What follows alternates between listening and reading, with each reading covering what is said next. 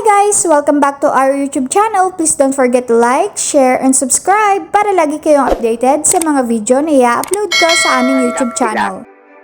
Ma'am, ayon naman sa substitute bill, ang Universal Social Pension na itinuturing na non-contributory monthly grant. Ano po yung malinaw na kaibahan nito sa kasalukuyang pensyon na natatanggap ng senior citizens mula sa SSS o GSIS?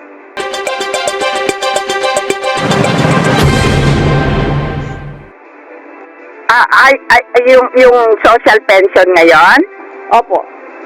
Oo, yung social pension ngayon kasi para lang sa may indigents, para sa mahirap na walang pagkuhanan, walang sumusuporta at masasaktin.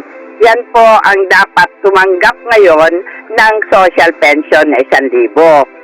Kaya nag-verify kasi ang DSWD, nakita nila na may mga nagpe-pension, tumatanggap ng pension na may pension ng SSS, SIS, ganon, o kaya merong negosyo, may pinagkukuhanan.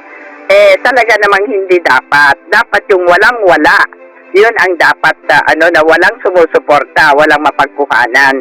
Ito dapat ang tatanggap ngayon ng social pension.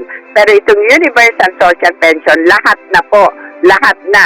Basta senior citizen ka, basta 60 years old ka, maski anong status ng buhay mo, ay mabibigyan ka ng buwanang pension pag naisang batas na ito.